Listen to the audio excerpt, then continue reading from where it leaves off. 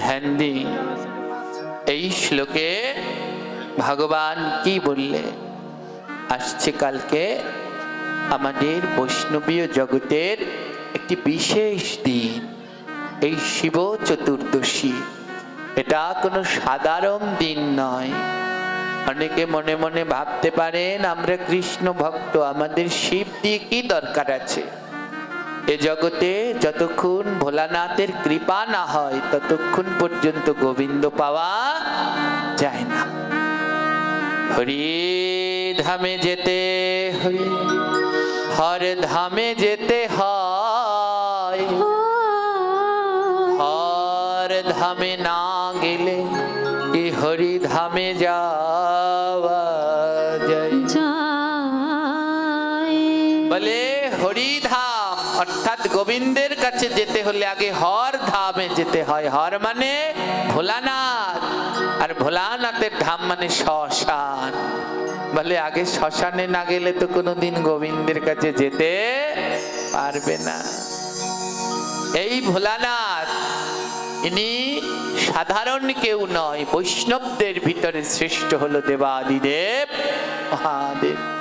নিম্নগানম যথা গঙ্গা দেবানাম অচ্যুতা যথা বৈষ্ণবানাম যথা শম্ভু পুরাণানাম মৃদা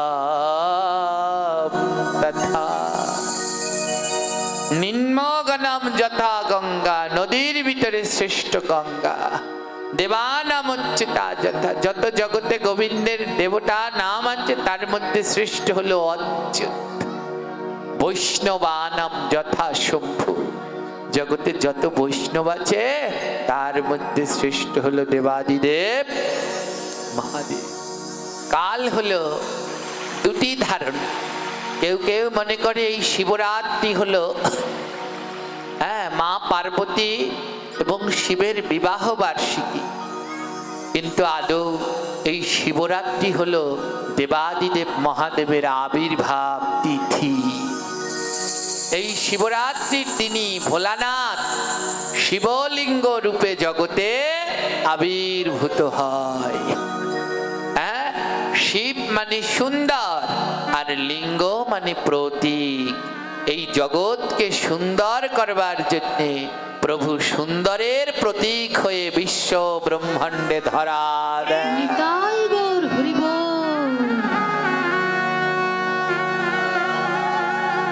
কাল সেই শিবরাত্রি ব্রত। ধ্যান দিন, অনেকেই আমরা এই ব্রত সম্বন্ধে জানি না। প্রত্যেকটি মানুষের কি শৈব কি শাক্ত কি বৈষ্ণব সবারই উচিত এই শিব চতুর্দশী ব্রত পালন করা। কালকে বলেছিলাম না, খনার একটি বচন, খনা তার বচনের মধ্যে আমাদের সনাতন ধর্মকে তুলে ধরেছেন একটা বচনের মধ্যে। খনা শুধু একজন জ্যোতিষী নয়। খনার বচন জানেন কৃষিকাজে ব্যবহার করা হয় খনার বচন। কলা রুয়ে না কাটো পাত, তাতেই কাপড় তাতেই ভাত। বলে কলা গাছ লাগিয়ে কোনো সময় পাতা কাটতে নেই, তাহলে আর ভালো কলা হয় না। অনেক খনার বচন আছে, সবাই মনে করে এগুলো কৃষিকাজেই ব্যবহার করা। না, খনা একজন জ্যোতিষী, খনা একজন কৃষিবিদ, খনা একজন বিজ্ঞানী, খনা একজন ডক্টর, খনা একজন পরম বৈষ্ণব। খনা একজন ডক্টরও জানেন, খনা তার বচনের ভিতরে খাবার সম্বন্ধে লিখলে সকালে খাবে বণিকের মতো, দুপুরে খাবে সকালে খাবে বণিকের মতো, দুপুরে খাবে রাজার মতো, রাতে খাবে ভিখারির মতো। এইভাবে খাবে যত, স্বাস্থ্য অটুট থাকবে। অর্থ বোঝে? বলছে সকালে খাবে বণিকের মতো। আমাদের অনেকগুলো সম্প্রদায় আছে না, সাহা, কুণ্ডু, বণিক, তাঁতি, জেলে, কর্মকার এমন আছে তো। তো এদের মধ্যে একটু সচেতন, টাকা পয়সার দিক থেকে খুব সচেতন হলো 5 জাতি।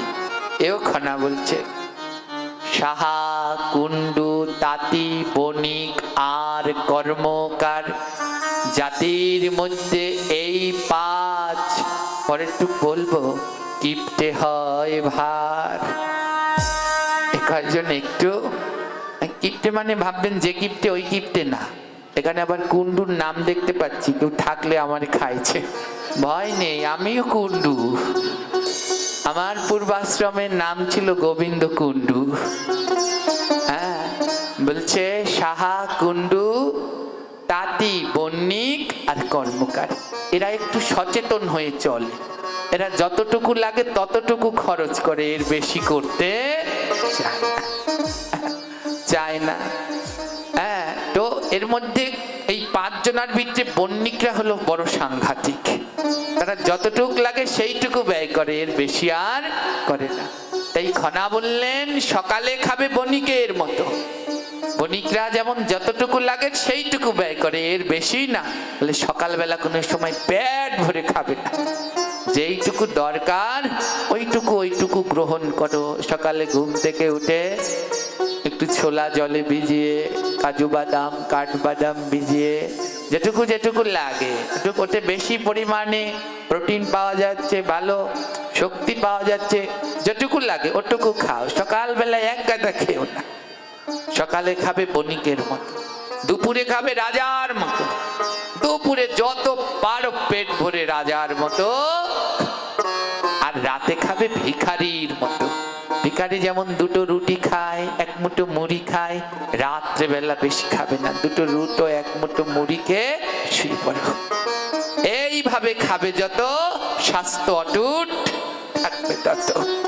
হ্যাঁ, খনার বচন। আমাদের এত রোগ ব্যাধি কেন? কারণ আমরা বিধি মানি না।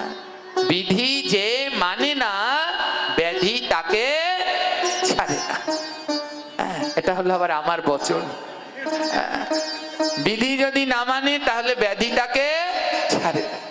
আমরা 3 বেলা যত খুশি ভাত খাই, সকালেও ভাত, দুপুরেও ভাত, রাতেও ভাত। গ্যাস্ট্রিকের পাতা কি ছাড়বে পিছন? ডায়াবেটিস কি ছাড়বে পিছন? যারা কৃষ্ণ ভক্ত তাদের 1 বেলার বেশি ভাত খাওয়াই উচিত না। যারা প্রকৃত নিষ্ঠাবান ভজন করে তারা শুধু দুপুরে 1 বেলাই অন্ন গ্রহণ করতে পারে। অন্নভোগ কয় বেলা লাগে ভগবানের? 1 বেলা। সেই সকালে দুপুরে একবার অন্নভোগ লাগে, ভক্তদেরও উচিত 1 বেলাই অন্ন প্রসাদ গ্রহণ করে। রাতে আবার গোবিন্দকে রুটি আদি দাও, সেই প্রসাদ গ্রহণ করা উচিত। সকালে সামান্য জল খাবার, চিরামুড়ি কিছু একটা খেয়ে দেওয়া উচিত। কিন্তু আমরা তো ইচ্ছে মতো খাবার খাচ্ছি, তার জন্য বেধিও আমাদের পিছন ছাড়ছে না।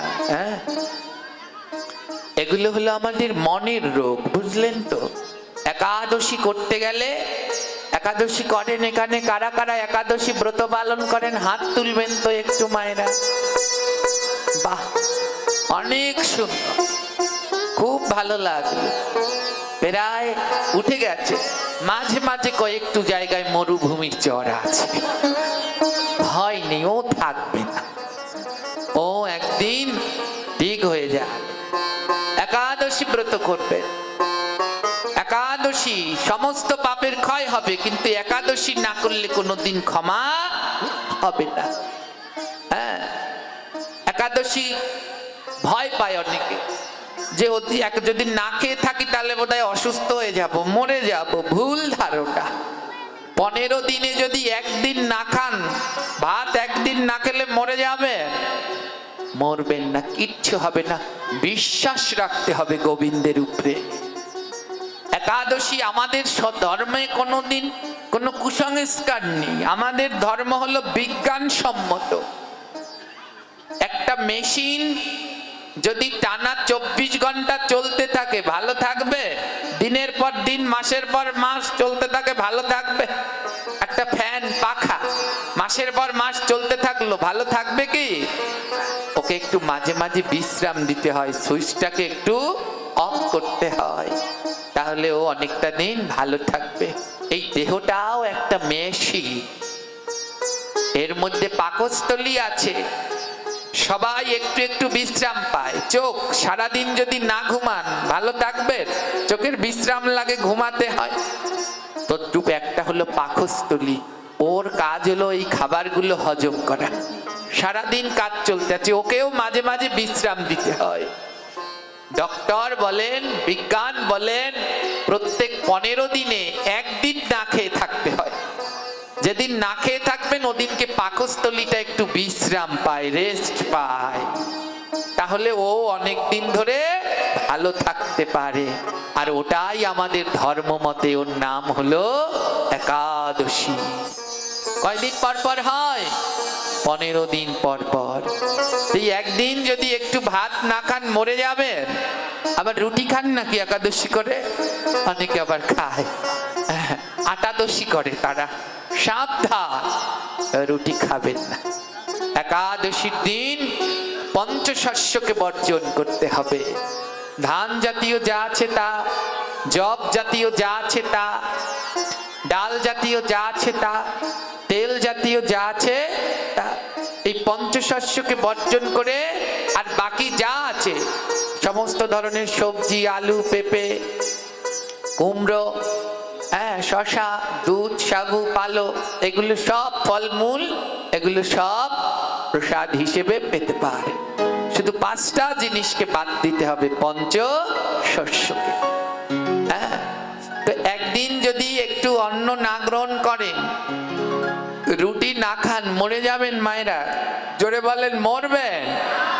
তা যেই কয়জন হাত তোলেননি তাদেরকে বলছি, মরবেন না, অবশ্যই একাদশী ব্রত করবেন।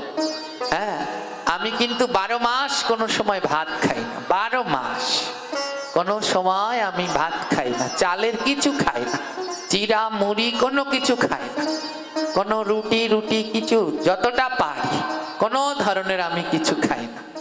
12 মাস আমি সবজি করে খাই, কোনো তেল মশলা না পারতে আমি ধরি না। আর ফল, তাও কোনো বিদেশি ফল আমি খাই না। দেশি যে ফলগুলো আছে চেষ্টা করি সেইগুলো গ্রহণ করার জন্য। চেষ্টা করব যতদিন পারবো। আমি কিন্তু শারীরিকভাবে অনেকটা অসুস্থ, কেউ দেখলে বুঝবেন না। আর 2টো কিডনি প্রায় নষ্ট। আমার জন্ম থেকে একটা কিডনি নেই, আরেকটা কিডনিতে ময়লা জমতে জমতে প্রায় 80% স্পট পড়ে গেছে। কিন্তু তারপরেও আমি চলছি। কেন জানেন? আমার বিশ্বাস আমার গৌরের উপরে, আমার বিশ্বাস আমার গোবিন্দের উপরে।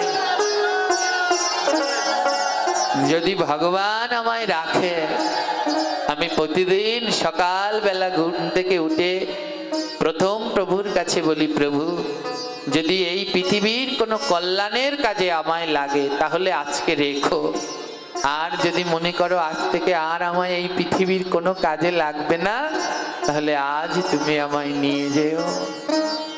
তাই সবাই একাদশী করবেন।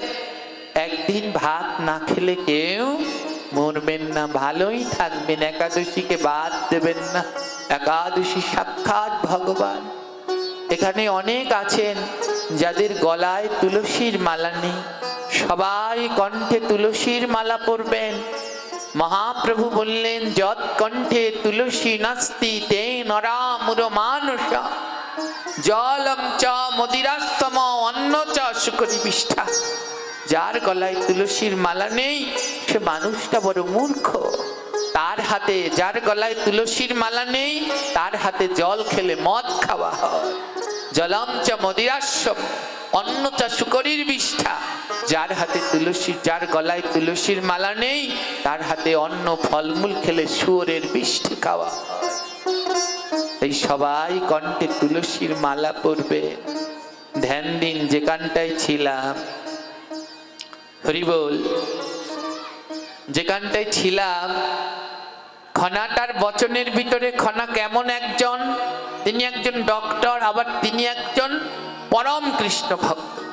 খনাটার একটি বচনের ভিতরে বললেন, শয়ন উত্থান সনাতন ধর্ম হয় সর্বশ্রেষ্ঠ সার, তাহার মধ্যে 12 বার মান্য সবাই।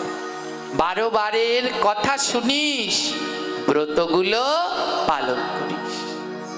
তা যদি না পারিস, শয়ন উত্থান পার্শ্ব মোরা, তাহার মধ্যে ভৈম ছোড়া, নির্জলাটা সবার সেরা।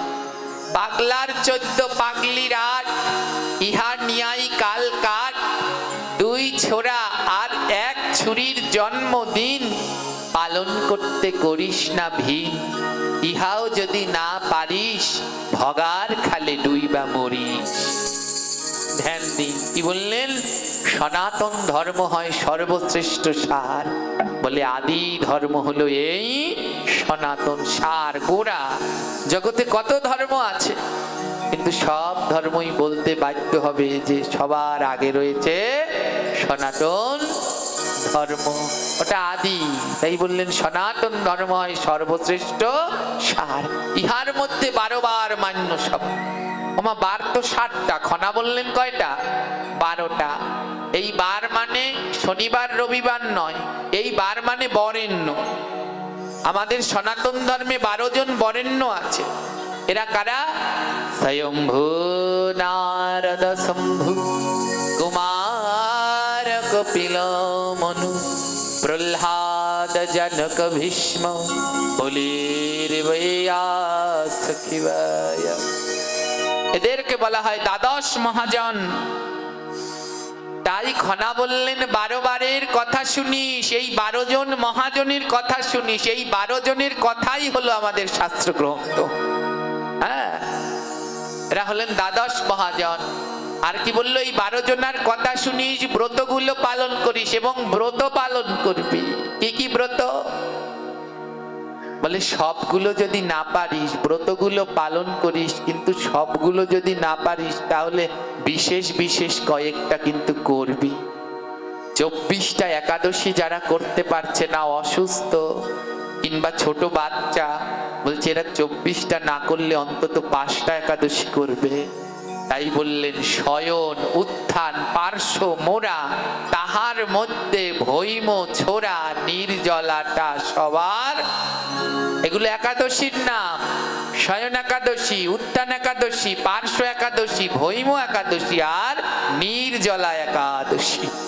যে জ্যৈষ্ঠ মাসে আসতেছে নির্জলা একাদশী, নির্জলাটা সবার সেরা।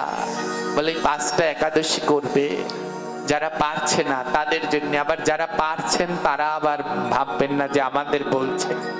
যারা ছোট বাচ্চা পারছে না, অসুস্থ, বলছে এই 5টা অন্তত করবে, এই 5টা বন্ধ করো না। আর কি বললো? পাগলার 14 পাগলির 8, ইহা নিয়াই কাল কাট। তার আগে ধ্যান দিন, 2 ছোড়া আর 1 ছুরির জন্মদিন। 2 ছোড়া মানে ভগবান শ্রীকৃষ্ণের জন্মাষ্টমী আর রামের রামনবমী। আর 1 ছুরি মানে রাধারানীর রাধা অষ্টমী। পালন করতে করিস না ভিন, এইগুলো করিস। আর বললেন পাগলার 14 পাগলির 8। ওই কালকে বলেছিলাম পাগলাকে আমাদের ধর্মে মহাদেব। 14 মানে চতুর্দশী, শিব চতুর্দশী পালন করবে। পাগলির 8, পাগলি পাগলা যদি ভোলানাথ হয়, পাগলিকে মা দুর্গা। আর 8 মানে অষ্টমী, অষ্টমীর দিনে উপাস থাকবে। পাগলার 14 পাগলির 8 থাকেন মায়েরা। এখানটা দুর্গা পুজো হয়, অষ্টমীর দিন থাকেন উপোস। বাহ, অনেক জায়গায় আবার অষ্টমীর অঞ্জলি দিয়ে খাসির মাংস আর রুটি খায়, লুচি আছে এমন পার্টনার। এগুলো করবেন না, এগুলো পাপ। হ্যাঁ, তো ওই অষ্টমীর দিন উপোস। তার মধ্যে একটা হলো শিব চতুর্দশী, কাল হলো সেই শিব চতুর্দশী। জগতে 365 দিনের ভিতরে 18টা শুভ দিন আছে, তার মধ্যে একটা হলো আসছে কালকের দিন, এই শিব চতুর্দশী। তাই কালকে সবাই চেষ্টা করবেন ব্রত থাকতে, উপবাস থাকতে। যে যতটা পারেন, যে নির্জলা পারবেন সে তো ভালো, যে নির্জলা না পারবেন জল খাবেন, যে জল না খেয়ে পারবেন সে জলের সাথে ফল খাবেন, যে জল আর ফল না খেয়ে পারবেন সে একাদশীর মতো সবজি সাবু রান্না করে খাবেন, শুধু পঞ্চশস্য গ্রহণ করবেন না। আর পঞ্জিকা খুলে দেখবেন পরের দিনকে আবার ব্রতের পারণ আছে, ওই পারণের টাইমে পারণ করে নেবেন। হ্যাঁ, তো কাল সেই শিবরাত্রি ব্রত। এই শিবরাত্রি ব্রতে আমরা অনেক কিছু ভুল করি। প্রথম যেটা ভুল করি, শিবকে তো সবাই জল দেই, শিবের মাথায় জল দেই তো, আর সবাই শিবের চরণামৃত পান করি। এ জগতে যে শিবের চরণামৃত পান করবে তাকে নরক বাস করতে হবেই হবে। এ জগতে সবার চরণামৃত পান করা যায়, একমাত্র ভোলানাথের চরণামৃত পান করা। শিবের চরণামৃত পান করলে তাকে নরকে যেতে হয়। আর এ জগতে সবার প্রসাদ খাওয়া যায়, শিবের প্রসাদ খাওয়া যায় না। শিবের প্রসাদ খেলে তাকে কুকুর হতে হয়। হ্যাঁ, এই শ্লোকেই বললাম, প্রথম যে শ্লোক পাঠ করলাম কি বলল? অগ্রাহম শিব নৈবেদ্যম। যে শিবের নৈবেদ্য গ্রহণ করবে, কি কি নৈবেদ্য? ন অগ্রাহম পত্রাম পুষ্পম ফলম জলম। যে শিবকে নিবেদিত ফুল, জল, পাতা ইত্যাদি গ্রহণ করবে। অগ্রাহম স্বয়ং জনীলভম।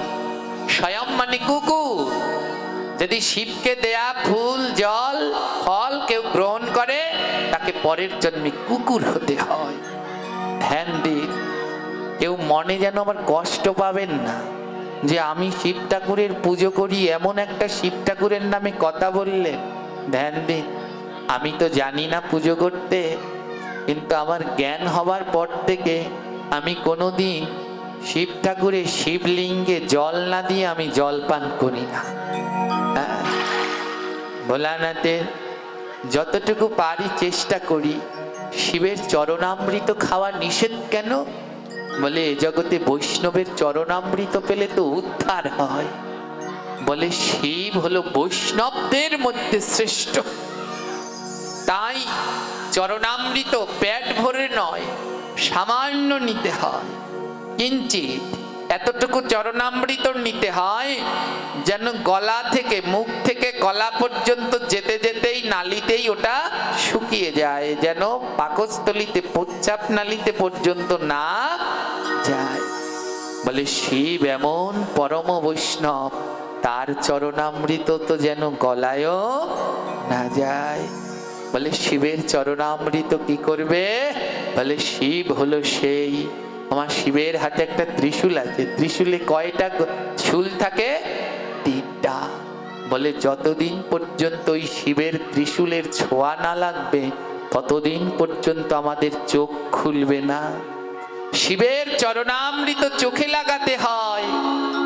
এ জগতে যত চরণামৃত, সব চরণামৃত পান করলে কৃষ্ণ ভক্তি হয়, আর শিবের চরণামৃত চোখে লাগালে কৃষ্ণকে ওই চোখে দেখতে পাওয়া যায়। বলে অন্য কোন চরণামৃত চোখে লাগালে কৃষ্ণ দেখতে পাবে না, একমাত্র ভোলানাথের চরণামৃত চোখে লাগালে কৃষ্ণ দেখা যায়, গোবিন্দ দেখা যায়। তাই শিবের চরণামৃত পান করতে নিষেধ বললেন। এতে ভোলানাথকে ছোট করা নয়, তাকে পরম বৈষ্ণব রূপে করলেন। বলে তার চরণামৃত যদি নিয়মিত চোখে লাগাও তাহলে ওই চোখে গোবিন্দের দর্শন পাওয়া যায়। কোন জীব যদি শিবের চরণামৃত চোখে না দেয়, কোন জন্মে তার ওই চোখে কৃষ্ণ দর্শন হয় না। শিবের চরণামৃত এত শ্রেষ্ঠ করলেন ভগবান, বলে ওটা চোখে না লাগালে কোনোদিন গোবিন্দ দর্শন পাবে না। তাই শিবের চরণামৃত চোখে লাগাবেন, ভোলানাথকে অভিষেক করিয়ে সেই চরণামৃত খাবেন। জোরে বলেন মায়েরা, খাবেন না, মস্তকে ধারণ করবেন আর চোখে লাগাবেন। কেমনি, কেমন করে লাগাবেন? এই চরণামৃত নিলেন, নিয়ে এমনি এমনি করে লাগাবেন না। শিবের চরণামৃত চোখে লাগানোর নিয়ম আছে।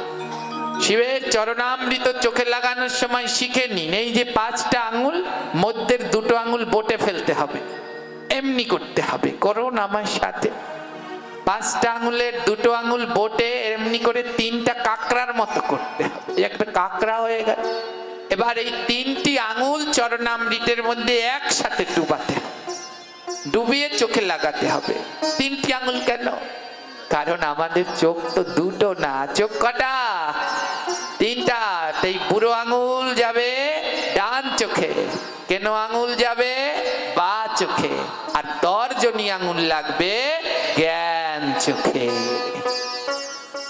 একসাথে 3 আঙুল দিয়ে 3 চোখে চরণামৃত দিতে। হ্যাঁ, আমি নিজেও জানতাম না এইসব আগে। শিব পুরাণের মধ্যে এগুলো উল্লেখ রয়েছে। 3টি আঙুল ডুবিয়ে একসাথে 3 চোখে লাগাবে। এই শিবের চরণামৃত চোখে লাগাতে লাগাতে একদিন এই চোখে গোবিন্দ দর্শন পাওয়া যায়।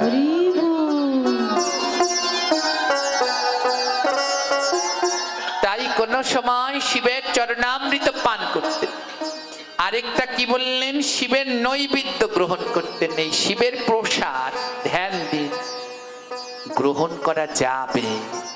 এই শ্লোকটা পড়ুন।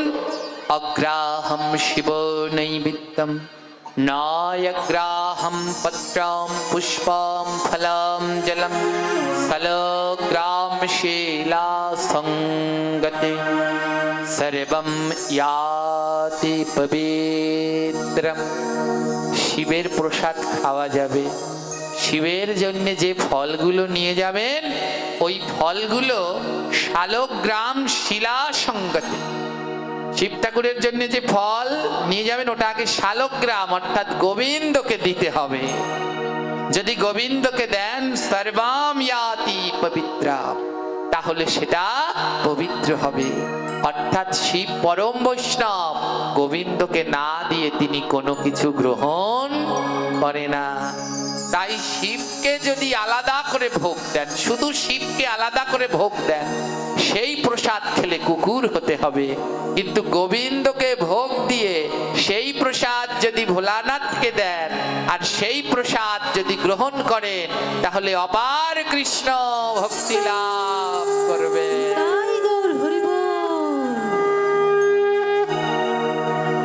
কে বলেছে শিবের প্রসাদ খাওয়া যাবে না? যাবে, কিন্তু ওই প্রসাদটা আগে হরিকে, নারায়ণকে নিবেদন করতে হবে। শিব ঠাকুরের জন্য যে গোটা ফল নিয়ে যান জল ঢালতে গেলে মায়েরা, ওই এক একটা ফল আগে নারায়ণকে স্পর্শ করে নিতে হবে, তারপরে সেই প্রসাদী ফল শিবকে দিলে তাহলে কোনো অপরাধ হয় না। আর যদি প্রসাদী ফল না দিয়ে তাকে শুধু নিবেদন করেন, সেই প্রসাদ খেলে কি বলল, ন অগ্রাহয়ম, যদি না দাও স্বয়ং যিনি লাভম, তাহলে কুকুর কুলে জন্মগ্রহণ করতে হয়। বুঝতে পারলেন? এই কাল শিবরাত্রির দিনকে ওই যে ফল শিব ঠাকুরের জন্য নিয়ে যাবেন সেটা আগে কাকে দিতে হবে? জোরে বলুন। গোবিন্দকে দিয়ে নিতে হবে, নারায়ণকে দিয়ে নিতে হবে, তাহলে আর কোনো অপরাধ হবে না। আর যদি তাকে না দিয়ে নেন তাহলেই অপরাধ হয়ে যাবে। কালকে শিবের কাছে কি চাইবেন?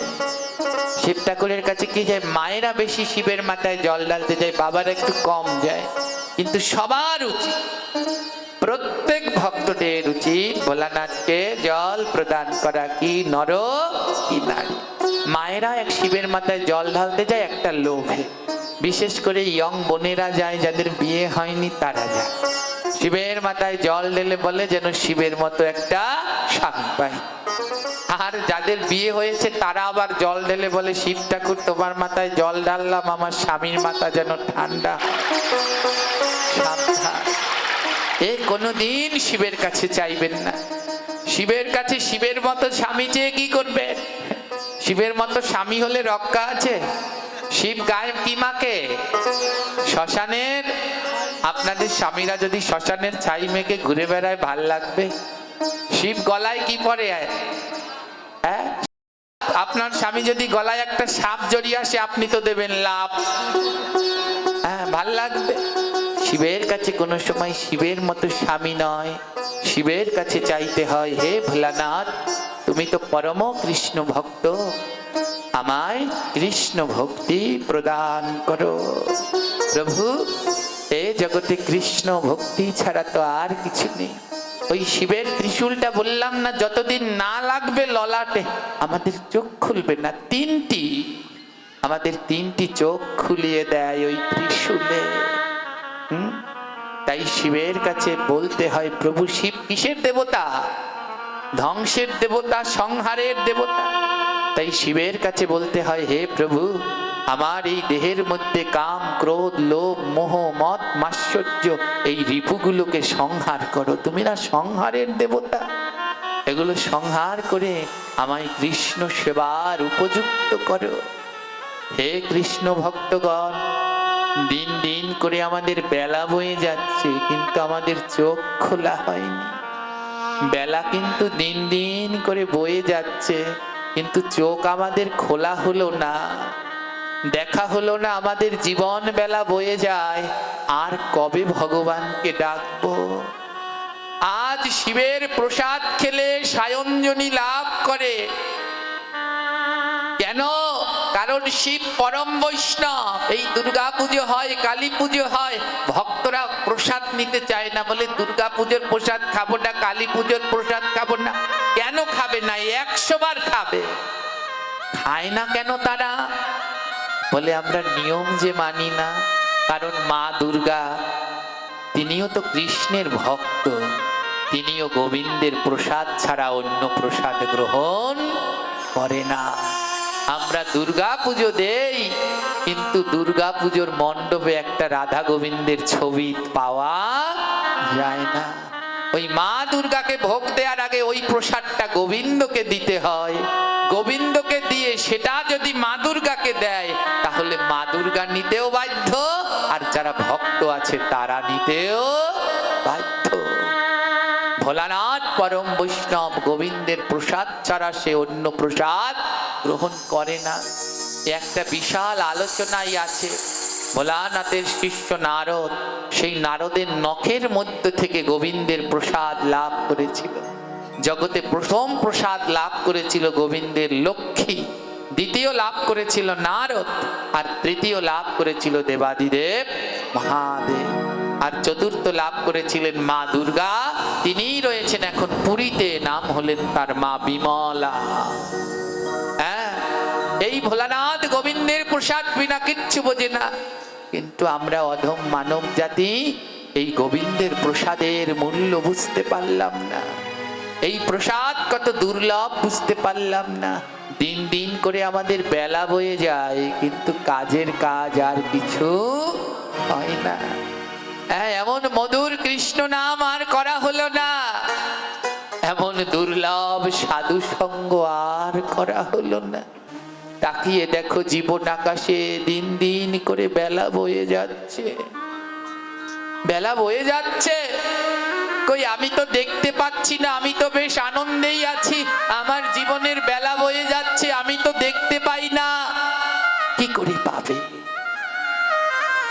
পৌষ মাস, মাঘ মাসে আকাশে কুয়াশা পড়ে। মা কুয়াশা পড়ে তো? জোরে বলবেন পড়ে?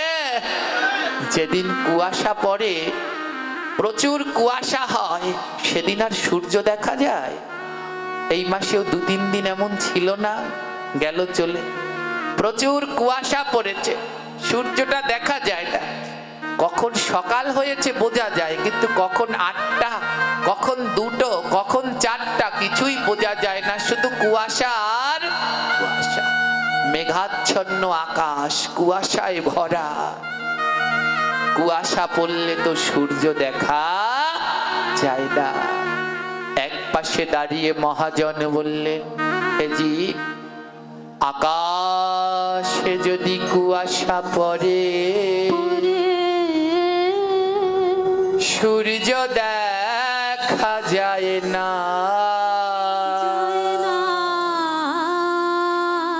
আর মনে যদি কুয়াশা থাকে, তো কৃষ্ণ দেখা যায় না। হে জীব, আকাশে যদি কুয়াশা হয় তো সূর্য দেখা যায় না, আর মনে যদি কুয়াশা হয় তো কৃষ্ণ দেখা যায় না। কুয়াশা 2 প্রকার, একটা আকাশে হয়, ওটাও কুয়াশা। আবার আমাদের মনের ভিতরে আছে, ওটার নামও কুয়াশা। এই মনের ভিতরে যদি কুয়াশা থাকে, বোঝেন মা, কুয়াশা, কোনো ভালোবাসা নেই, সুআশা নেই। যদি মনের ভিতরে কুয়াশা থাকে, তাহলে কোনো দিন কৃষ্ণ দেখা যায় না। তাই আমাদের জীবন মেলা দিন দিন বয়ে যাচ্ছে, কিন্তু আমরা টের পাচ্ছি না। আমাদের বেলা যে বয়ে যায় আমরা বুঝতে পারছি না। বলে কেন বুঝতে পারলাম না? কারণ আমাদের মনে কুয়াশায় ভরা। তাই আমাদের বেলা চলে যায়, আমাদের আর কৃষ্ণ দেখা হলো না। এত কুয়াশা এই মনে জমেছে, আমাদের আর কৃষ্ণ দেখা হলো না। এক পাশে দাঁড়িয়ে বৈষ্ণব কবি বললেন, হ্যাঁ গো, আমার মনের এই কুয়াশা কবে যাবে? আমার মনের এই কুয়াশা কবে যাবে? বৈষ্ণব কবি বললেন, ও ভক্ত, এই মনের কুয়াশা দূর করতে পারে মধুর কৃষ্ণ নাম। বদন ভরে নাম করো, তোমার মনের যত কুয়াশা আছে সব দূর হয়ে যাবে। জীব বদন ভরে অহর নিশি নাম করো, হরে কৃষ্ণ হরে কৃষ্ণ কৃষ্ণ কৃষ্ণ হরে হরে, হরে রাম হরে রাম, রাম রাম হরে হরে, হরে কৃষ্ণ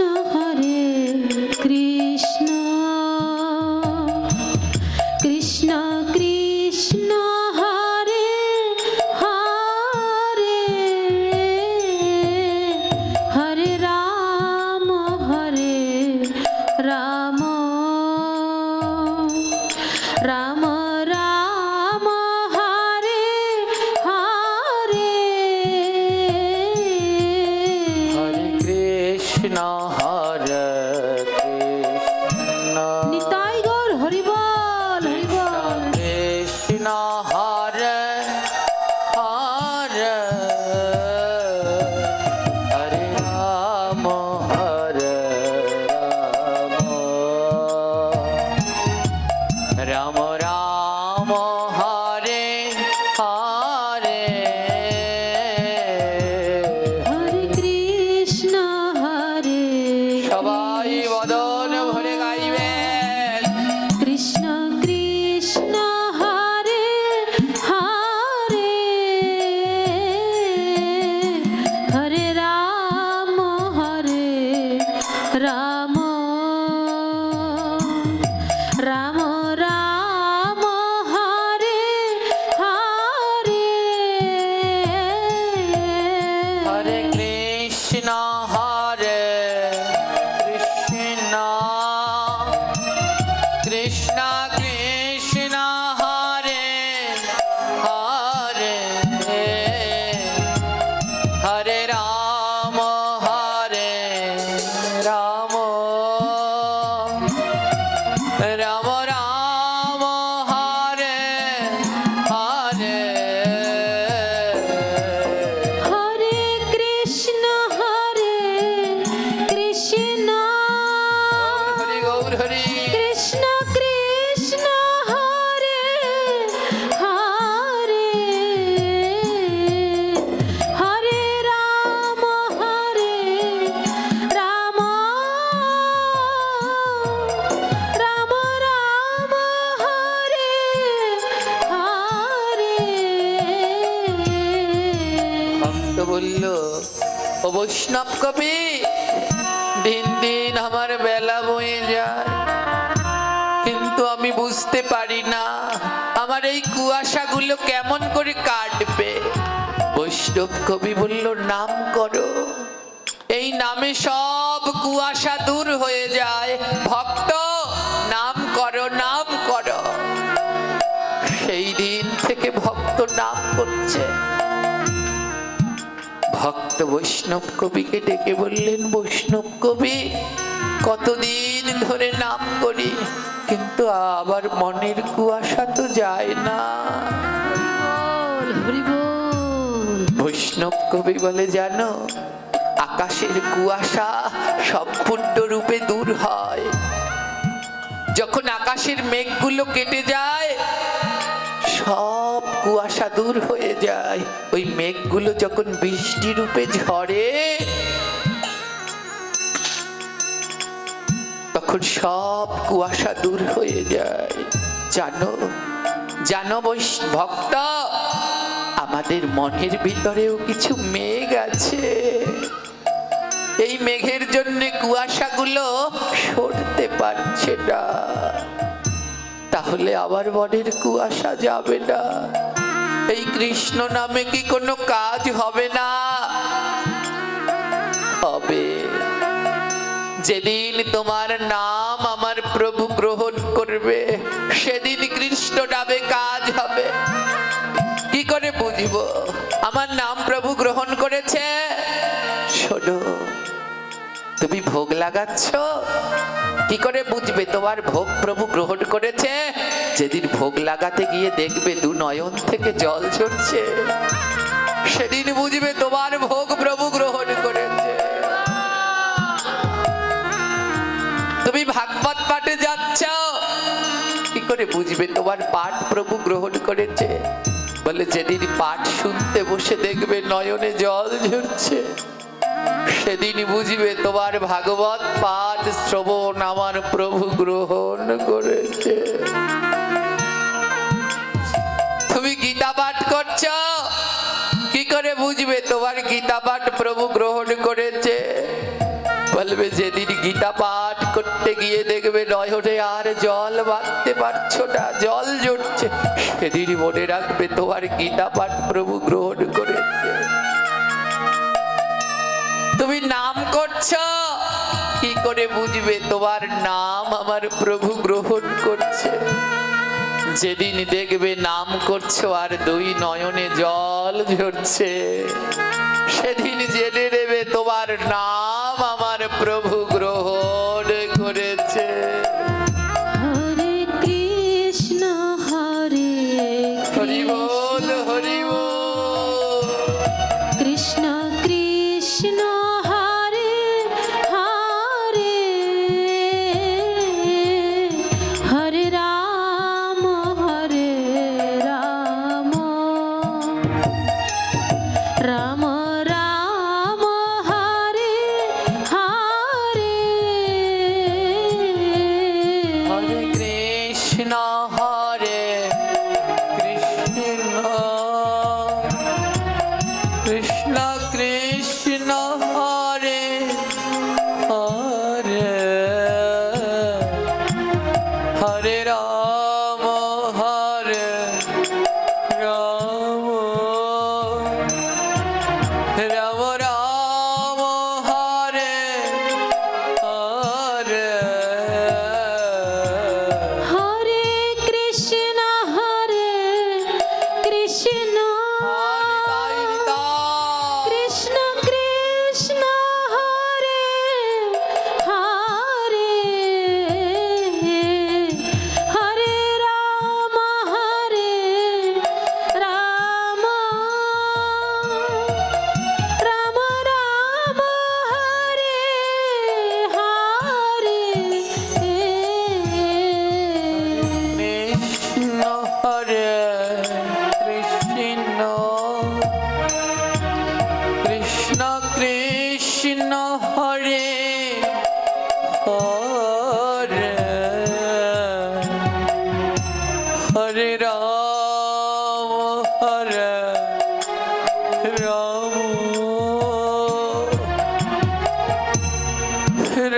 রাম হরে হরে, হরে কৃষ্ণ হরে কৃষ্ণ,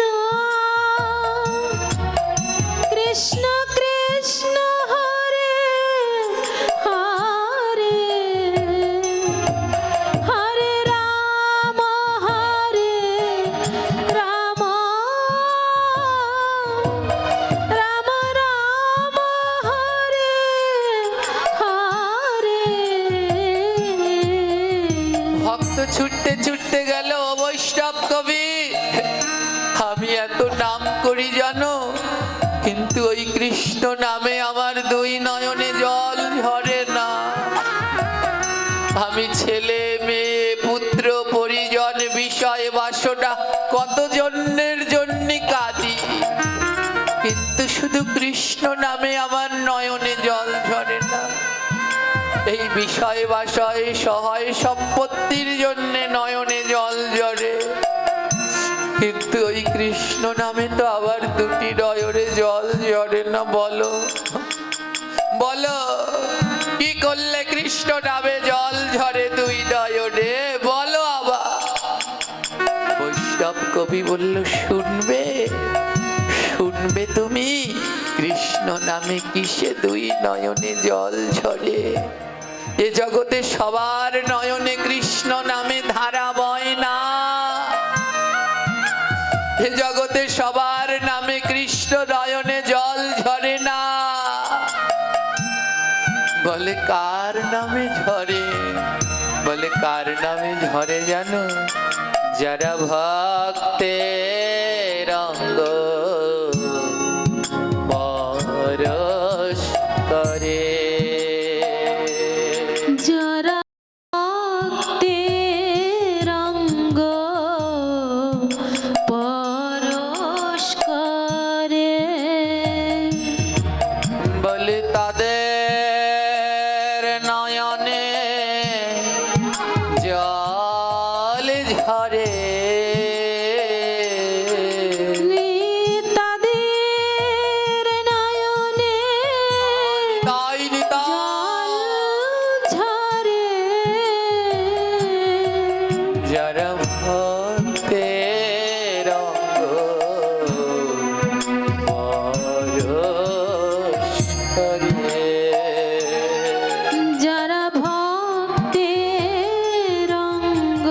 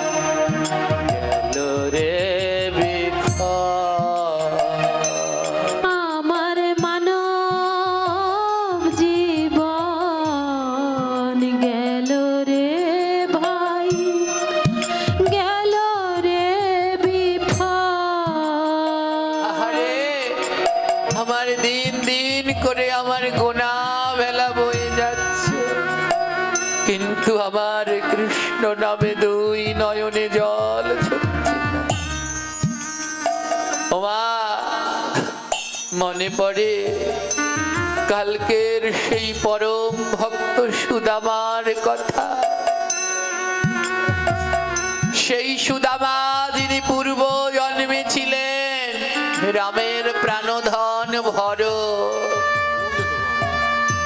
গোবিন্দের কাছে বলেছিল, প্রভু আমায় বর দাও, আমি যেন তোমার কাঙাল বন্ধু হই। উদ্ধব জিজ্ঞেস করেছিলেন গোবিন্দের কাছে, গোবিন্দ এ জগতে সবকিছুর একটা করে লক্ষণ আছে। বৃষ্টি হওয়ার আগে আকাশে মেঘ জমে, মেঘ দেখলে বোঝা যায় বৃষ্টি হবে। হে ভগবান, এ জগতে তোমাকে পাওয়ার লক্ষণ কি? কি দেখলে বোঝা যায় তোমাকে পাওয়া যাবে? ভগবান বলল, আমাকে পাওয়ার তিনটি লক্ষণ উত্তম। আমাকে পাওয়ার প্রথম লক্ষণ, আমি ভক্তকে কাঙাল বানাই। ওমা মিলাবেন, এ জগতে যারা ভগবানকে ডাকেন প্রতিদিন ভগবান তাদের কাঙাল বানাচ্ছে। দিন দিন তারা দারিদ্র হচ্ছে, অর্থ সম্পদ হারাচ্ছে, কাঙাল হচ্ছে। আর যারা ভগবানকে ডাকে না, ওদের একতলা বিল্ডিং দুই তালা হচ্ছে। কোনদিন মনে কষ্ট নেবেন না, ও প্রভু তোমায় এত ডাকি আর আমি দিন দিন কেন কাঙাল হই? যদি দেখেন আপনি দিন দিন কাঙাল হচ্ছেন, আপনাই সবাই মিলে ঠকাচ্ছে, আপনার অর্থ সম্পদ কমে যাচ্ছে, তাহলে জেনে নেবেন গোবিন্দ আপনার কাছে ধীরে ধীরে আগিয়ে আসছে। গোবিন্দ রাধে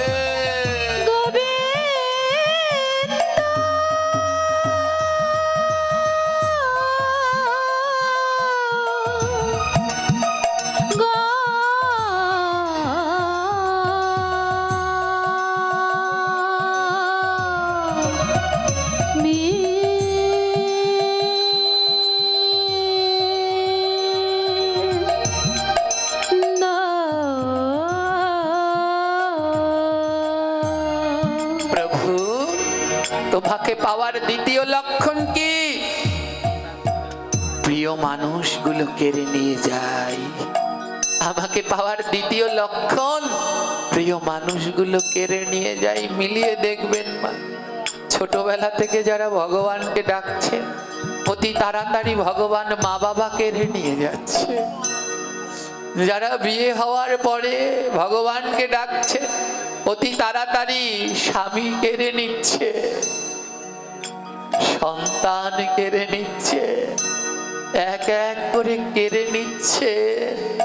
আর যারা ডাকে না তাদের ভরা পুরো আছে, আর যারা ডাকছে তাদের কেড়ে নিচ্ছে। কেন কেড়ে নাও তুমি? ভগবান বলে, ওই মানুষগুলোকে যে ভালোবাসে, ওই ভালোবাসাটা যদি আমার ভক্ত সবটা দিয়ে আমায় বাসে। আমি ভক্তের ছেলে কেড়ে নেই, স্বামী কেড়ে নেই, সন্তান কেড়ে নেই। ওই ছেলে মেয়ে স্বামী সন্তানকে যতটা ভালোবাসে, ওই ভালোবাসাটা যদি ভক্ত আমায় বাসতো না, অনায়াসে আমায় পেয়ে যেত।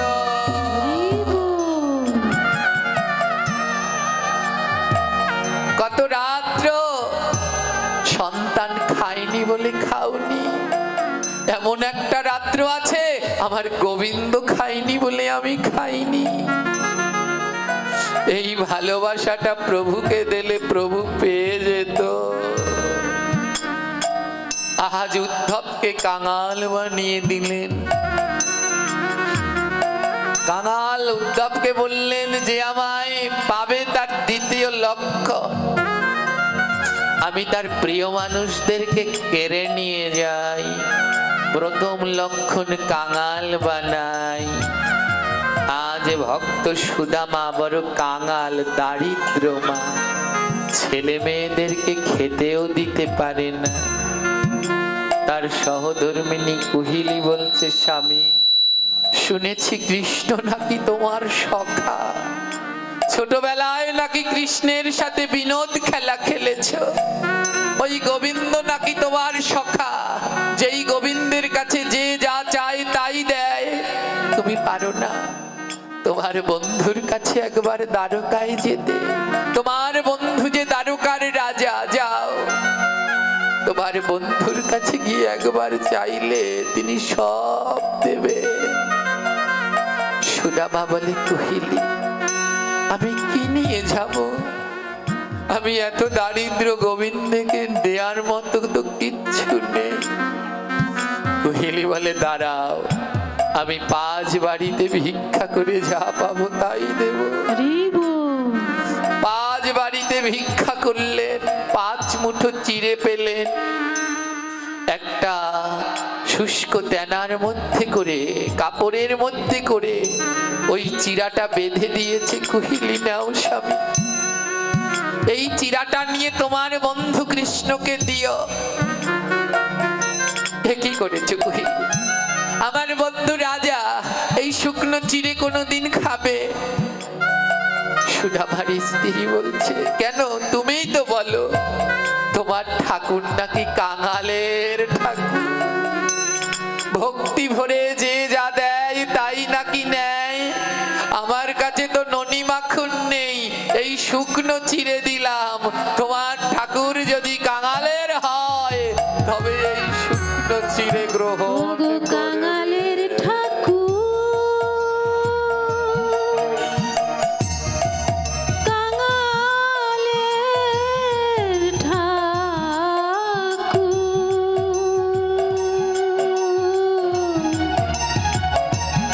নাও গ্রহণ করে। রওনা দিলেন সুদামা। আর এ জগতে সব থেকে কঠিন পথ হলো আমার গোবিন্দকে পাওয়ার পথ। সারা রাস্তায় কত কাটা, কত কাকর। সুদামা যাচ্ছে আর মুখে গাইছে, হরে কৃষ্ণ হরে কৃষ্ণ,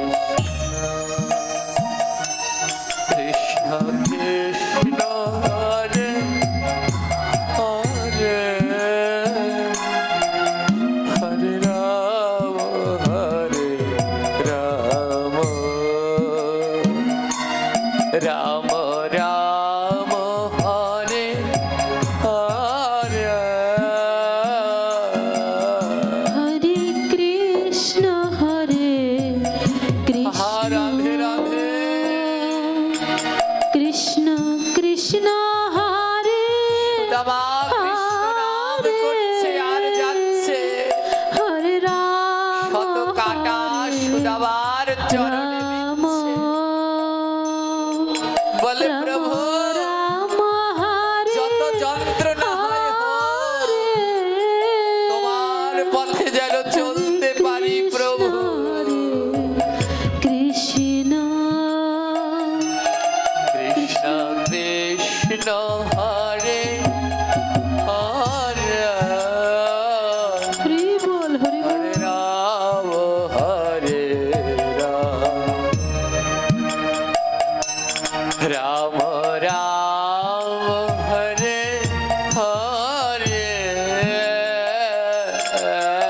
হরে কৃষ্ণ হরে কৃষ্ণ, নিতাই নিতাই বলা, কৃষ্ণ হরে হরে, হরে রাম রাম, রাম রাম হরে হরে। সুদামার চরণে শত কাটা কাকর ফুটছে, আর দ্বারকায় বসে কৃষ্ণ আমার চটপট করছে, কাঁদছে, বড় ব্যথা লাগছে, বড় ব্যথা লাগছে। রুক্মিণী ছুটে এসেছে, কি হয়েছে প্রভু? কে তোমায় ব্যথা দিয়েছে? কোথায় ব্যথা লাগে? রুক্মিণী, আজ আমার বড় আনন্দের দিন, আবার কষ্টের দিন। এ কেমন কথা? আনন্দের দিন আবার কষ্টের দিন? আমার প্রিয় বন্ধু সুদামা আসছে। আজ ব্রজ থেকে আমার প্রিয় বন্ধু আসছে, তাই আমার বড় আনন্দ, আমার বড় কষ্ট লাগছে। কেন কষ্ট? কেন? আমার সুদামা ওই কঠিন রাস্তায় খালি পায়ে হেঁটে হেঁটে আসছে। আবার সুদামার পায়ে বড় কষ্ট লাগছে, ব্যথা লাগছে, যন্ত্রণা হচ্ছে। ভক্তের যন্ত্রণা হলে যে আমারও যন্ত্রণা হয়। তোমার বন্ধু সুদামা আসছে? স্বামী, চিন্তা করো না, আমি এখনই একটা রথ পাঠিয়ে দেই। রথ সারথি, রথ দিয়ে আসো। কৃষ্ণ বলছে, দাঁড়াও রুক্মিণী, রথ পাঠিও না। এ কেমন কথা স্বামী? তোমার বন্ধু আসছে আর রথ পাঠাবো না? না না, পাঠিও না। কেন? বলে আমার ভক্ত, আমার বন্ধু সুদামার মতো এমন ভক্ত আর কেউ নাই। যদি রথে করে আসে তাহলে ওই রাস্তায় যত জীব আছে আমার বন্ধুর চরণ ধুলা ওরা কেমন করে পাবে? রথ পাঠিও না। চরণ ধুলা না পেলে তো পাপি তাপি উদ্ধার হবে না। আমার বন্ধু আসছে, ওর মতো ভক্ত হয় না রুক্মিণী। ওকে হেঁটে হেঁটে আসতে দাও। ওর বদনে নাম শুনে পশু পাখি কীট পতঙ্গ উদ্ধার হবে। আর ওর চরণ ধুলি গ্রহণ করে যেই রাস্তা দিয়ে ও আসবে, ওই রাস্তার সমস্ত পাপি তাপি উদ্ধার করে দেবে। সুদামা চলছে আর বলছে, হরে কৃষ্ণ হরে কৃষ্ণ, কৃষ্ণ কৃষ্ণ হরে হরে, হরে রাম হরে রাম,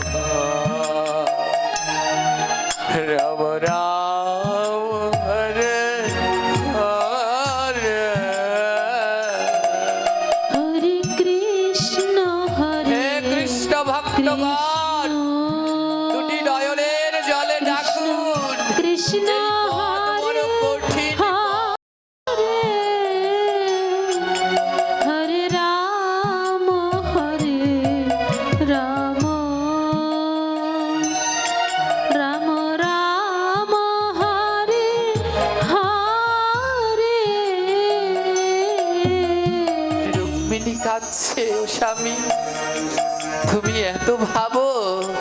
হ্যাঁ হ্যাঁ রুক্মিণী, এ জগতে আমি কৃষ্ণ, আমি ভগবান, কিন্তু আমার চরণ ধুলো পেলে কেউ উদ্ধার হবে না। কিন্তু আমার ভক্তের চরণ ধুলা পেলে উদ্ধার হবে। তাই সুদামাকে খালি পায়ে আসতে দাও, ওই রথে হেঁটে হেঁটে আসতে দাও। রথে আসতে হবে না। রুক্মিণী বলছে, বেশ, তাহলে সুদামার জন্য একজোড়া পাদুকা পাঠাই, একজোড়া জুতো পাঠিয়ে দেই। কে আছিস? তাড়াতাড়ি একটি ঘোড়ায় করে যা, আমার ভগবানের বন্ধু সুদামা আসছে, ওর জন্য একটা জুতো নিয়ে যা। জুতোটা পায়ে দিয়ে আসলে সুদামার পায়ে আর কাঁটা ঢুকবে না, কাকর ঢুকবে না। কৃষ্ণ বলছে, দাঁড়াও রুক্মিণী, ওই জুতো পাঠিও না। কেন? জুতো পাঠাতে কি অপরাধ? বলে, জুতো যদি পাঠাও আমার সুদামার চরণে যে ধুলো লাগবে না। আর আমার সুদামা যখন আমার কাছে আসবে, আসলে পরে তো আমি সুদামার চরণ ধোয়াবো। যদি চরণে ধুলোই না লাগে আমি কেমন করে চরণ ধোয়াবো?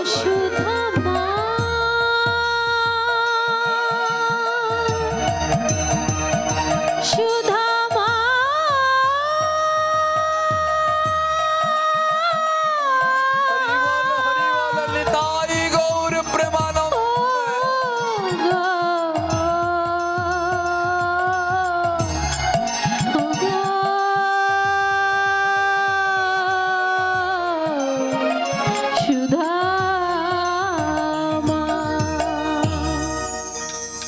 সুদামা এলেন দ্বারকায়। স্বয়ং ভগবান নিজে সুদামার চরণ দুটি ধোয়ালেন। হে ভক্তগণ, আজ স্বয়ং ভগবান ভক্তের চরণ ধোয়ালেন, আর আমরা এমন অহংকারের চূড়ায় উঠেছি, একটু ভক্তের চরণে প্রণাম করতে চাই না, ভক্তের চরণে মাথাটা নোয়াতে চাই না। নামো ও জীব, অহংকারের চূড়া থেকে নেমে আসো। হে কৃষ্ণ ভক্তগণ, দেখতে দেখতে আমার বিদায়ের ঘন্টা বেজে গেছে কাছাকাছি। আমার হরিকথার বিশ্রাম দেওয়ার সময় হয়ে গেছে। তাই আজ যাওয়ার দিনে আপনাদের কাছে আমি একটা জিনিস চাই। আমার জন্য গোবিন্দের কাছে প্রার্থনা করবেন, যতবার প্রভু এই পৃথিবীতে পাঠাক আমার আপত্তি নেই, যতবার পাঠাবে আমি ততবার যেন আপনাদের চরণের দাস হয়ে আসতে পারি।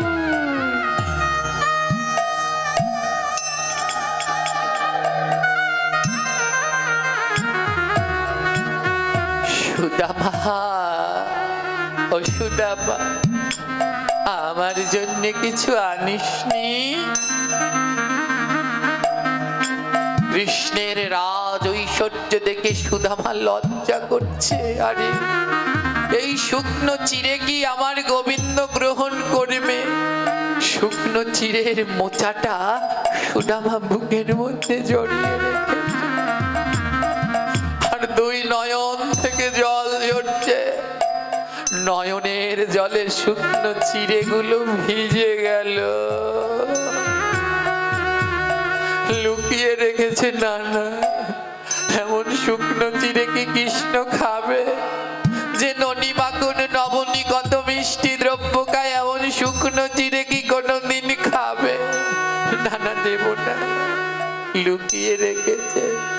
কৃষ্ণ বলে, তোর স্বভাব যায়নি না? সেই ছোটবেলায় ভালো খাবারটা পেলে লুকিয়ে রাখতে আমায় দিতিস না, আজও লুকিয়ে রেখেছিস না। কই কই, দে দে, কি আছে দেখি। কেড়ে নিলেন একটা পোটলা। কি আছে সুদামা? সুদামা কাঁদছে, প্রভু কেমন করে এই শুকনো চিড়ে দেব এই কৃষ্ণের বদলে? এক পাশে দাঁড়িয়ে বৈষ্ণব কবি বলছে, সুদামা তুমি জানো না আমার গোবিন্দ ভক্তের ভালোবাসা গ্রহণ করে, ভক্তি গ্রহণ করে। পোটলাটা খুললেন গোবিন্দ, খুলে দেখে চিড়া। রুক্মিণীকে ডেকে বলছে, রুক্মিণী দেখেছ আমার সুদামা আমায় আজও কত ভালোবাসে। সবাই আমার জন্য চিড়ে ননি আনে, মাখন আনে, মিষ্টি আনে, ওগুলো খেতে খেতে আর ওসব খেতে আমার ভালো লাগে না। কতদিন থেকে মন চায় একটু চিড়ে খাবো, আমার বন্ধু আমার জন্য চিড়ে এনেছে, আজ আমি চিড়ে খাবো। ওই চিড়ের কম দাম বলে কেউ আমায় দেয় না। আমি রাজা বলে ভালো ভালো খেতে দেয়, কম দামেরটা দেয় না। আমার বন্ধু আমার কথা কত ভাবে, আমার জন্য চিড়ে এনেছে, আমি চিড়ে খাবো। সুদামা কাঁদছে। যেই না চিড়াটা গোবিন্দ হাতে নিয়েছে, দেখে চিড়াটা ভিজে গেছে। ও সুদামা, তুই আমার কথা এত ভাবিস? শুকনো খেতে পারবো না বলে চিড়াটা ভিজিয়ে এনেছি। সুদামা কৃষ্ণকে জড়িয়ে ধরে বলছে, কানাই রে, আমি ওই গঙ্গার জলে চিড়া ভিজাইনি, আমার নয়ন জলে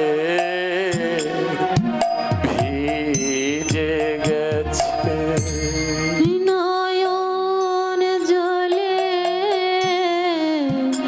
ভিজে গেছে। ওই কৃষ্ণ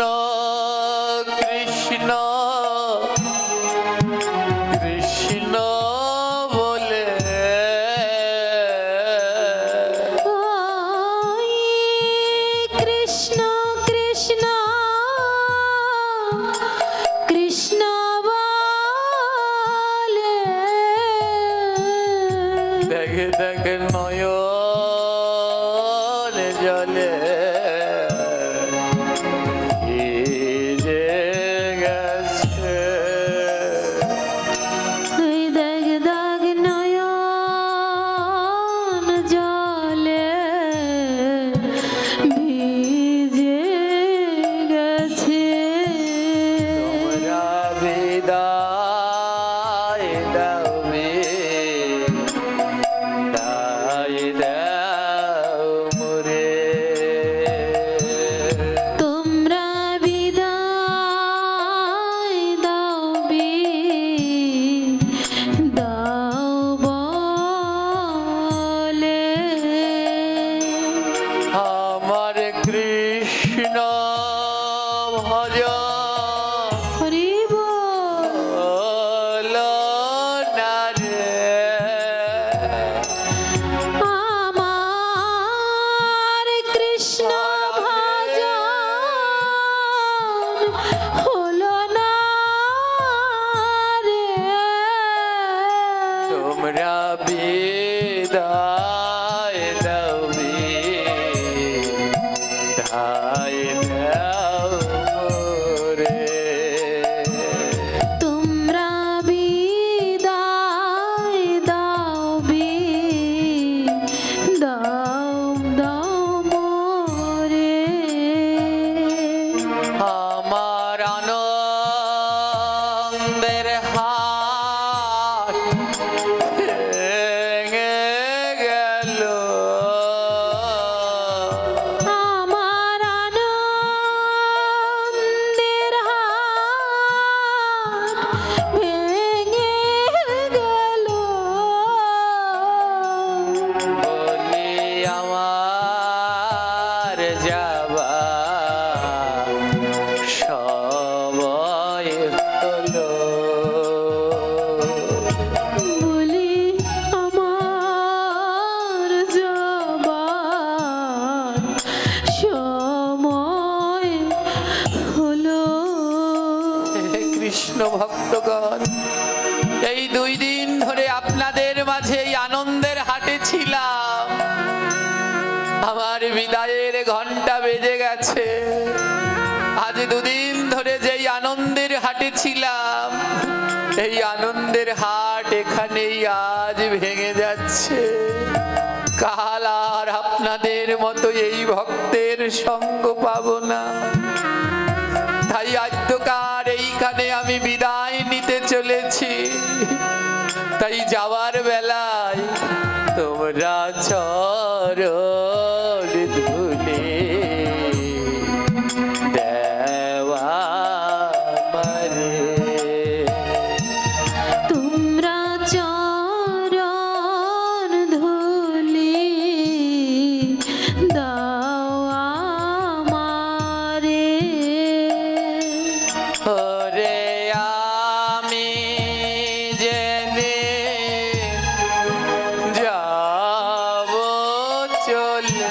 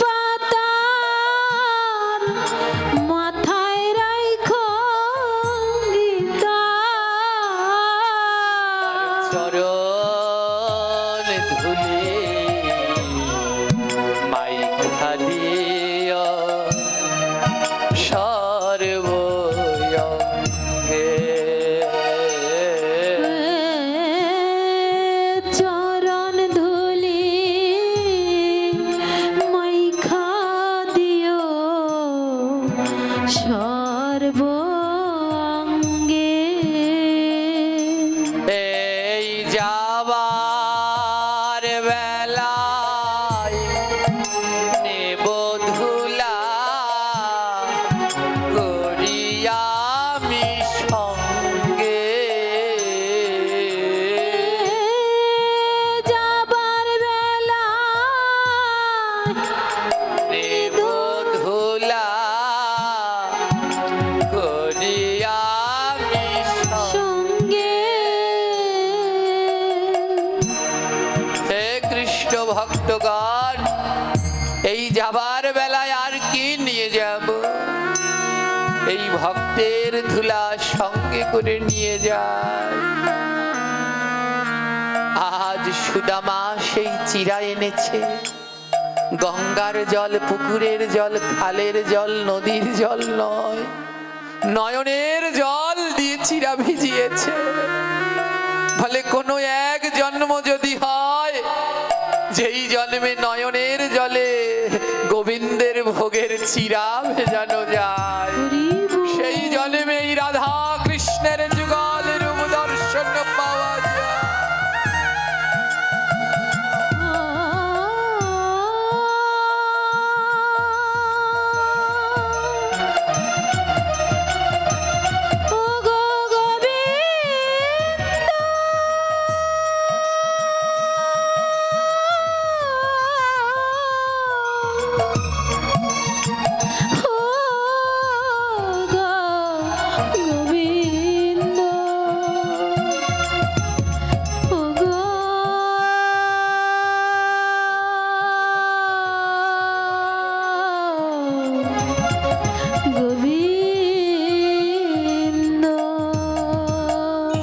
ভগবান বলল, সুদামা, আমি কথা দিলাম তোর এই চিরা জগতে বিফল হবে না।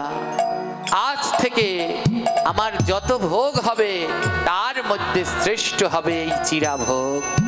শোন সুদামা, তুইও কলিযুগে জন্মাবি আর আমিও কলিযুগে জন্মাবো। শোন সুদামা, আমি কলিতে গৌরাঙ্গ হব, কলিতে গৌরাঙ্গ হব, কলিতে গৌরাঙ্গ হব, কলিতে গৌরাঙ্গ হব। তুই সুন্দর আনন্দ হবি, আমি গৌরাঙ্গ হব। তুই সুন্দর আনন্দ হবে, আমি গৌরাঙ্গ হব। তুই সুন্দর আনন্দ হবে, আমি গৌরাঙ্গ হব। তুই সুন্দর আনন্দ হবে, আমি গৌরাঙ্গ হব। শোন সুদামা, আমি কলিযুগে হব গৌরাঙ্গ আর তুই কলিযুগে জন্মাবি, নাম হবে তোর সুন্দরানন্দ ঠাকুর। এই সুদামা কলিযুগে জন্মালেন আর তার নাম হলেন সুন্দরানন্দ ঠাকুর। ভগবান বললেন, আজ যেই চিরা তুই আমায় ভিজিয়ে দিলি, কলিযুগে এর নাম হবে ওই মাটির পাত্রে করে দেবে ভক্তগণ। মাটির পাত্রে করে দেবে ভক্তগণ। আলসা ভোগ নাম হইবে তখন। আলসাবার নাম হইবে তখন। এই কলিযুগের শ্রেষ্ঠ ভোগ হবে মালসা ভোগ। এই কলিযুগে যেইখানে যেইখানে নাম যজ্ঞ হবে, যেইখানে যেইখানে নাম যজ্ঞ হবে, যেইখানে যেইখানে নাম যজ্ঞ হবে, ওই মহোৎসবের দিনে সবাই মালসা ভোগ দেবে। মহোৎসবের দিনে সবাই থাল সব দিবে। ওমা, আজ এগুলো প্রায় উঠে যেতে বসেছে। এই নাম যজ্ঞের প্রধান উপকরণ হলো মালসা ভোগ। এই মহোৎসবের দিন মাটির মালসায় করে মালসা ভোগ দিতে হয়, আর এই মাটির মালসায় ভরে অন্ন নয়, সেদিন সুদামার চিরা দিতে হয়। হরি বল। যেইখানে যেইখানে অন্ন ভোগ হবে, যেইখানে যেইখানে অন্ন ভোগ হবে, বাল্য ভোগে অবশ্যই চিরা দিতে হবে। এই বাল্য ভোগে অবশ্যই চিরা দিতে হবে। আর চিরা নাহি দিলে কভু অন্ন ভোগ না হয়। চিরা নাহি দিলে কভু অন্ন ভোগ না হয়। কথা দেখো রে মহাজনে কয়। এই কথা দেখো রে মহাজনে কয়। দুপুর বেলায় অন্নভোগ দিতে হলে যারা বাৎসরিক অনুষ্ঠান করেন, যারা নিত্য ভোগ দেন তাদের জন্য নয়, যারা বাৎসরিক অনুষ্ঠান করবেন, দুপুর বেলায় মহাৎসবে অন্নভোগ দেবেন, তাদের অবশ্যই সকাল বেলায় চিরার ভোগ দিতে হবে। আর যদি চিরার ভোগ না দেন তাহলে দুপুর বেলায় অন্নভোগ ভগবান গ্রহণ করবে না। গোবিন্দ কথা দিলেন, সুদামা তোমার এই চিরার ভোগ বৃথা নাহি যাবে, তোমার এই চিরার ভোগ বৃথা নাহি যাবে। কলি যুগে পরম পবিত্র সে হবে, কলিযুগে পরম পবিত্র যে হবে। আর মাটির মালসায় করে যারা ভোগ দেবে, মাটির মালসায় করে যারা ভোগ দেবে, 14 পুরুষ তাদের মুক্তি পেয়ে যাবে। 14 পুরুষ তাদের মুক্তি পেয়ে যাবে। 14 পুরুষ তাদের মুক্তি পেয়ে যাবে।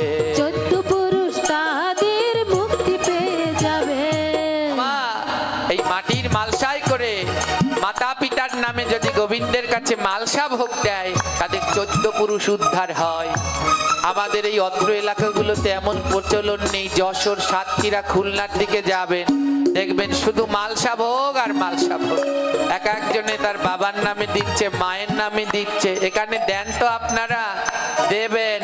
এই মহোৎসবের দিনে সবাই দেবেন। এই কমিটির সদস্যগণকে বলে যায় আপনারা ব্যবস্থা রাখবেন। হ্যাঁ, এক একজনে এক একটা মা বাবার নামে ভোগ দেবেন মাটির মালসায় করে। আর ভোগের পরে ওই প্রসাদটা মাথায় করে যে যার বাড়িতে জয় জোকার দিয়ে নিয়ে যাবে। পুরুষগণ উদ্ধার হবে। হ্যাঁ, ব্যাধি ছাড়ুন। আপনাদের এখানে এই ব্যাধি আছে, মাছ ঘরে নেয়ার ব্যাধি আছে? মাছ ঘরে নেয়, ইলিশ মাছ বেগুন টেগুন দিয়ে নেয়, আছে? নেই, একেবারে বাঁচছে। আমাদের দক্ষিণে আবার এই সব ভরা। এসব বন্ধ করে গোবিন্দের প্রসাদ নিতে হবে। এই হলো সেই সুদামার চিরের মালসা ভোগ। আর কি বললেন? এই মালসা ভোগের প্রসাদ যারা যারা